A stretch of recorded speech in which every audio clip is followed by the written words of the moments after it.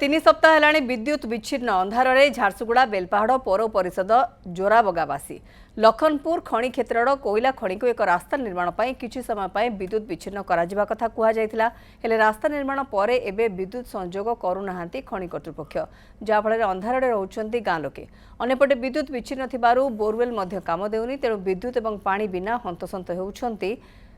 जोराबगार 15 अधिक परिवार सहित अधिक आलोचना करिसेंती आम प्रतिनिधि सीतम प्रधान। प्राय 3 सप्ताह हेलाणी विद्युत विच्छिन्न करा जायछि जहाँफल झारसुगुड़ा जिला बेलपाहाड़ पौर परिषद जोराबगा गाँव प्राय 14 रु ऊर्ध्व परिवार अंधार रे जीवन बिताउछंती। संध्या हेउ अंधार घोटी आसे एमानकर पानी एवं विद्युत उभय विच्छिन्न हो जाइछि। किपरि एही परिवार एते दुर्विषह परिवेश रे जीवन बिताउछंती केते कष्ट अनुभव करूछंती। विद्युत तांकर विच्छिन्न होइछि पानी आसु नाही तांको सहित टिके आलोचना करबा केते कष्ट रे से जीवन यापन करूछंती। विद्युत आमर विच्छिन्न करा जाइछे जेनटा कि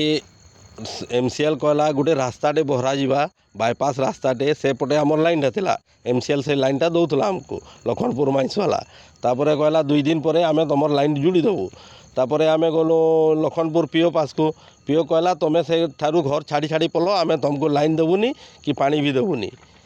आउ एमसीएल कहूँ कि 2 लाख नहीं तुम्हें जो बोली बोले आम इन मूल बासिंदा आम 2 लाख नहीं जीवू कोटिक प्राय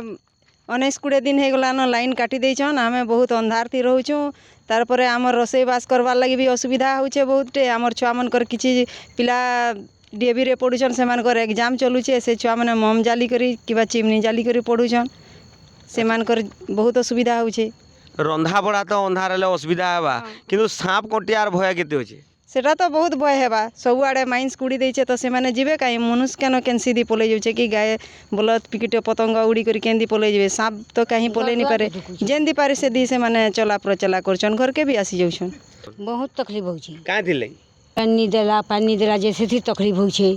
अंधारे रही जाउछे सांप बिछु भी घर द्वार के ढुकी जाउछे बेले एछनी काना दाबी करूछो ऐसन है पाए ना लाइन हमर रहबार तक देबार कथा ताकि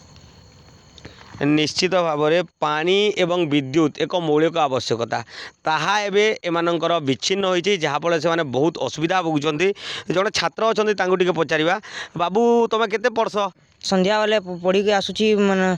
ई लाइन न घरे हले एबे तो एग्जाम चलछे बही पढ़वा ਲਈ भी असुविधा होचे काना लेख बोले भी असुविधा होचे चिमनी तो मां रोसई करबे ना आ हमको थोड़ी न देबे इटा करवा लगी आगे एमसीएल पीओ पक के मैं से कहूँ जे लाइन आउ मुझे बिल्कुल नहीं दे पारे तुम्हें इनो 2 लाख टंका नियो भाग आओ माइस कुड़ी सामना रे ब्लास्टिंग कर आज्ञा घर माने उदा घर माने एकदम पाखे केते बेले धसी जावा गाड़ी छुआ पिला गाय दमुर जहाँ अच्छा सब मरीजे पाठ पढ़ी नहीं पार छुआ मैंने लाइन नहीं जे केते असुविधा होचे जेनटा है ब्लास्टिंग करछे आसिक सामना रे घरे ब्लास्टिंग कर दो समस्ते समाप्त हो जिवे। प्रशासन पुलिस निके जाउछन आपण मानकर अभियोग के ग्रहण नहीं करवार लाइन एतकी दिन जाके नहीं आसे तो काना कहवा ले चाहे से मन आमे कहूँ आज्ञा लाइन पाइन सुविधा कर दो हमर घाट बाट के रास्ता क्लियर कर दो छुआ मन को पढ़ा लिखा घर सुविधा असुविधा हो जाए बोली कहूँ कि निश्चित भाव में आपण चिंता करंतु प्राय 3 सप्ताह हेलाणी ए गाँव रे लाइन नहीं 14 रु ऊर्ध्व परिवार बिना विद्युत रे बिना पानी रे बंचुछंती तो जे पर्यंत खनि कर्तृपक्ष सेमानकु विस्थापित न करूछंती से दिन जाए सेमानकु पानी एवं विद्युत परि मौलिक सुविधा जोगाई दिया जाऊ ता ए ग्रामवासी माने दाबी करछंती। झारसुगुड़ा जिला बेलपाहाड़ जोराबगारु सीतम प्रधान न्यूज 7।